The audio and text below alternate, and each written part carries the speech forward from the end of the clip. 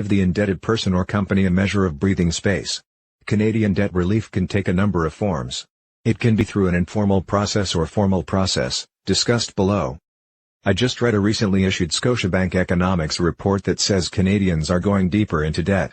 With that in mind, I believe it important to describe the Scotiabank findings and then discuss the options available in Canada for debt relief. The Scotiabank findings. The main Scotiabank findings are: Canadian home credit increased to a 2-year high in August 2019.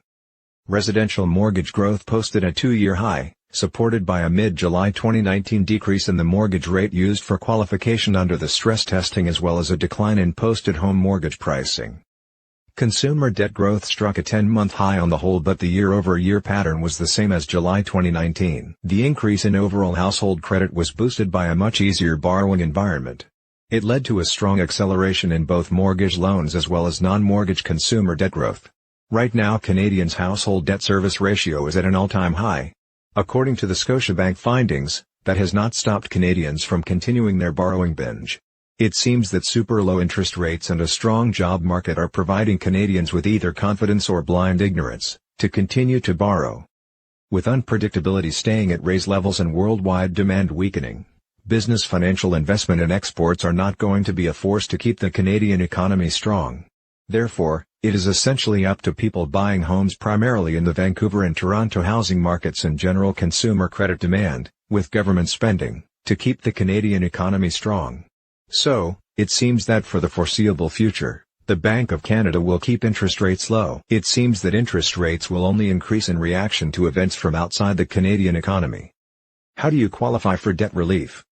It is not that difficult to qualify for real debt relief. You need to be insolvent, or at least, be unable to pay your debts as they come due. I am not talking about a debt consolidation loan that you need to apply for. If you are trying for a consolidation loan, you also need to be able to qualify for a new loan. If you are applying for a debt relief program that requires you to get a debt consolidation loan, and you don't qualify for the loan, then you will not qualify for that type of debt relief program.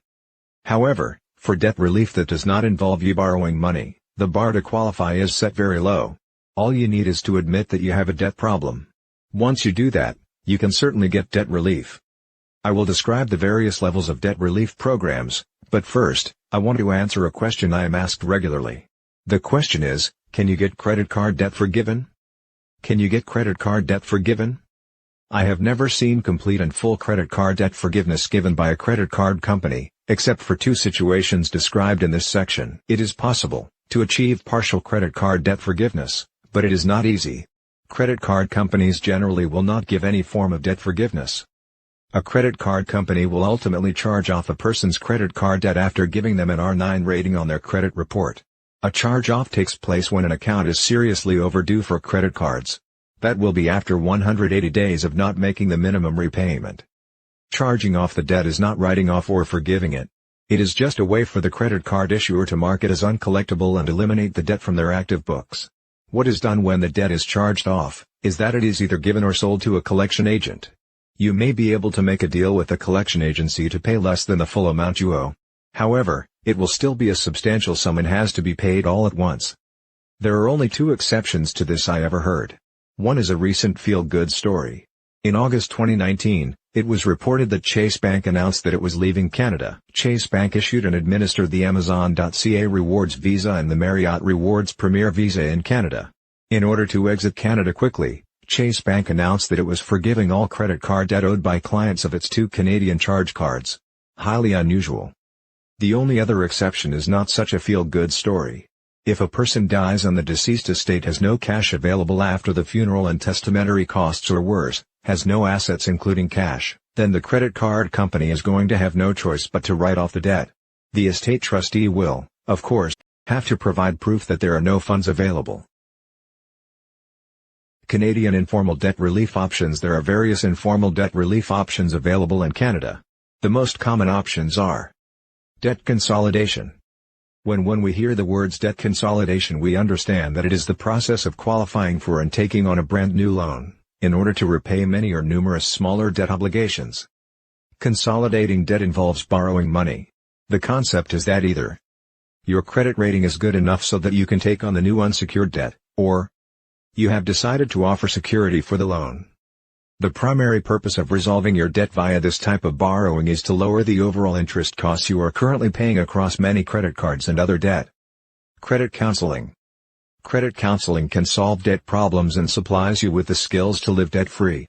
Credit counseling solutions consist of teaching proper budgeting, how to use debt sensibly, rebuilding credit and debt management programs. A word of caution. Please make sure that if you want a credit counseling program, you reach out to a real credit counseling agency and not a debt settlement company. The Financial Consumer Agency of Canada has provided a stern warning for consumers to be careful when considering using a debt settlement company. The danger signals and warning signs that the agency warns consumers about are: high-pressure sales, unrealistic assurances, high costs, companies collecting monthly payments from you to pay to your creditors supposedly for an agreed-upon settlement amount but postponing repayments to the creditors. Debt settlement. I have also written about the dangers of debt settlement companies. In 2017, I wrote about the study by the Office of the Superintendent of Bankruptcy, OSB, on debt settlement companies. The main findings of the OSB report were that in 2016, the OSB record indicates that in 2016, 17% of all consumer proposal filings, the customer reported having spent first for debt counseling from a debt settlement firm before being directed to a licensed insolvency trustee, LIT, formerly called a bankruptcy trustee. 57% of the consumer proposal filings for which earlier debt settlement guidance was obtained, the LITs had connections with two large volume debt settlement businesses. These two companies stood for 64% of the total LIT fees reported in 2016 consumer insolvency filings for debt settlement advice before submitting to an insolvency proceeding with a LIT. 13 LIT firms, that included one national-level business, were discovered to have numerous LITs operating in regular partnership with large volume debt settlement firms. For about 50 individual LITs within these 13 firms, better than 40% of their consumer proposal filings were sourced from these debt settlement organizations. For about 20 of those LITs, more than 90% of their consumer proposal work originates from these two businesses. Debt settlement companies have long used scare tactics with consumers to attract business. They tell consumers that all a LIT wants to do is put them into bankruptcy. Nothing could be further from the truth. As seen by the OSB study results, consumers were paying debt settlement firms fees with money they could not afford to pay. When they could not pay any longer, the debt settlement company then referred the people to their favorite LITs. Now that is the pot calling the kettle black. The OSB was also concerned about the business arrangements being made between debt settlement outfits and LITs. Since then, the OSB has introduced amendments to practices that LITs must follow concerning credit counselors and business arrangements with a view to curb this behavior. For the record, I and my firm have no relationship with any debt settlement company. Government debt relief programs. There are only two government debt relief programs, I, consumer proposal, and 2. Bankruptcy, being the most drastic one. I have written about consumer proposals many times. A consumer proposal is the only structured formal procedure sanctioned by the Government of Canada under the Bankruptcy and Insolvency Act, R.S.C. 1985, c. B3, BIA. This process permits insolvent people to make an official offer to pay their creditors less than the full amount owing and full settlement of all debts. This federal government-authorized debt settlement strategy is to pay back only a portion of what you owe, and you can take as long as 5 years of routine monthly payments to do so. To qualify, a person must be insolvent and owe $250,000 or less to all creditors, other than for any financial debts protected security against their principal home. The most common examples are either a home mortgage or home equity line of credit registered against the real estate. A consumer proposal is a streamlined process meant to either reduce or totally eliminate the need to go to court. A successful consumer proposal allows the person to avoid bankruptcy while ultimately discharging all of his or her debts for an amount much less than the total amount owed. Summary. Since the purpose of this Brandon's blog is about dealing with debt before having to consider bankruptcy, I won't discuss the bankruptcy topic in here. Of course, anyone wanting to find out more about either a consumer proposal or bankruptcy can always call me. Do you have way too much debt? Prior to you getting to the phase where you can't make ends meet and your credit report looks awful, reach out to a licensed insolvency trustee, previously called a bankruptcy trustee. In fact, if you understand that you can't pay your financial debts, contact us. We understand the pain and stress